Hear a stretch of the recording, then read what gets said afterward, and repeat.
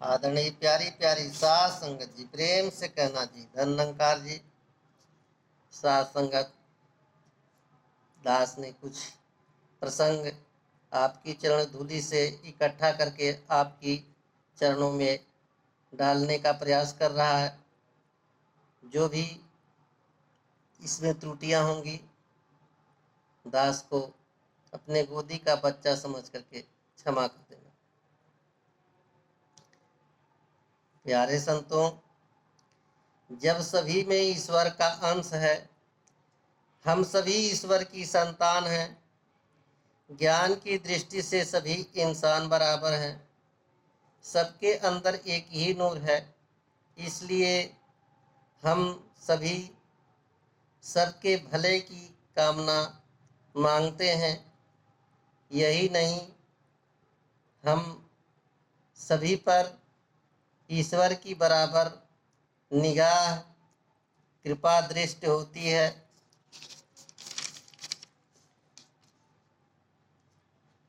प्यारे संतों, जहाँ तक कैमरा की बात है तो इनके आँखों में ऐसा कैमरा लगा है कि बड़े से बड़े पापी को पल भर में पापों से मुक्त करके तार देते हैं। यही नहीं, कई जन्मों जन्मों का पाप क्षण भर में मुक्त करके इस जीवात्मा को अमरत्व प्रदान करते हैं। यानी कई जन्मों से भटकती आत्मा को शांत करके आत्मा परमात्मा को मिला देते हैं। प्यारे संतों, इनके चरणों की करामात की अगर महिमा गाई जाए तो इनके चरणों के रज का पान करके देखा व जाना जा सकता है कि इनके चरणों की महिमा क्या है। युगों युगों से इनके चरणों की महिमा गाई गई है। इसी तरह कलयुग में भी सद्गुरु अपनी चरण धूलि देकर चरणों की महिमा का बखान जगह जगह सभी संतों को, पूरी दुनिया वालों को अपनी चरण धूलि दे करके अमृत प्रदान कर रहे हैं।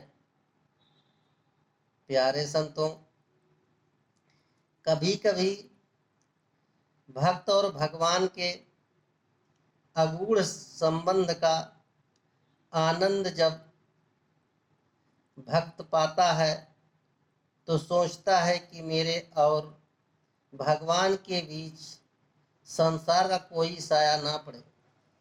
यानी आनंद में विघ्न डालने वाले इब्लीस ना आए। अर्थात प्रेम के बीच में वैराग्य का भाव पैदा होने लगता है। सद्गुरु इस स्थिति को भी दूर करके कलयुग में असंभव को संभव कर रहे हैं। प्यारे संतों, भक्त की ऐसी दृष्टि या भावना होनी चाहिए कि राम नाम जपते रहो, काम करते रहो। यानी मतलब जैसे द्वापर में गोपियां कृष्ण की दीवानी सर पर गागर रखकर काम करती थी, यानी पानी ले जाने वाला काम करती थी और अपने इष्ट की रजा में गाना बजाना भी करती रहती थी। जब सद्गुरु जीवन में आ जाते हैं तो ऐसी दृष्टि भावना अपने आप आने लगती है। प्यारे संतों, इस इस ब्रह्मांड का, पूरे जहां का जो मालिक है उसका ही ये खेल सारा है। यानी इसने ही ऊर्जा के लिए सूरज, शीतलता के लिए चंद्रमा, ऑक्सीजन पाने के लिए हवा, पीने के लिए पानी, रहने के लिए धरती की व्यवस्था हम सभी संतों के लिए, पूरे धरा भूमि के सभी इंसानों के लिए बनाए हैं। ये प्रभु का खेल नहीं तो और क्या है। और एक बात और है कि प्रभु के खेल में देरी हो सकती है मगर कभी हार नहीं होती है। प्यारे संतों, प्रभु ये मानव तन अवगुण की खान है। हे प्रभु, ये मानव तन अवगुण की खान है। कृपा करना कि आप द्वारा अवगुण ना देखा जाए, क्योंकि यदि आप द्वारा अवगुण देखा जाएगा तो इस शरीर का कभी भी पार उतारा नहीं हो सकता। भक्त को ऐसी दृष्टि देना कि भक्त अपने संसार के सभी पुरुषार्थों को पूरा करते हुए आपकी शरण चरण में जीवन निभा पाए। प्यारे संतों, आपकी प्रेम गली में जो आया ही नहीं वो आपका पता पा ही नहीं सकता, ना ठिकाना ही पा सकता है, क्योंकि बिना आपके इस शरण चरण में आए इस प्रेम के प्याला का आनंद पा ही नहीं सकता। ठीक वैसे जैसे मीरा जब तक मीरा कृष्ण की दीवानी रही, दर दर फोटो लेकर के भटकती रही, मगर जब संत रविदास की शरण चरण में आई और आनंद पाई तो वही शरीर, वही जीवात्मा गाने लगेगी, पायो जी मैंने राम रतन धन पायो, और अपना नाम धर्म के इतिहास में लिखवाने का श्रेय प्राप्त कर ली। प्यारे संतों, इस परम सत्ता से लगन लगाने के बाद क्या होगा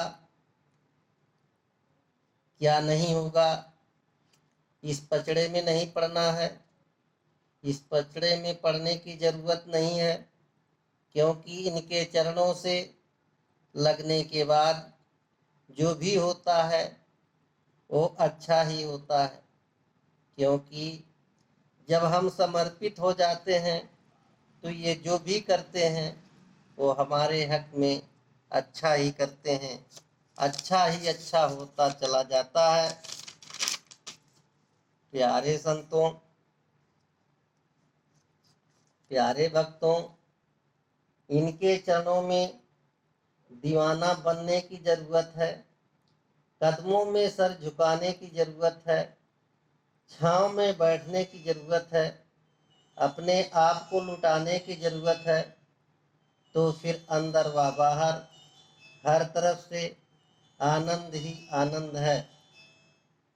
प्यारे संतों, आपकी चरण धूली लेते हुए दास ने ये टूटी फूटी भाषा में जो भी आपके चरण धूली में डाला है, अगर इसमें कुछ त्रुटियां होंगी तो उसको क्षमा कर देना, और जो अच्छाइयाँ होंगी उसको ग्रहण कर लेना।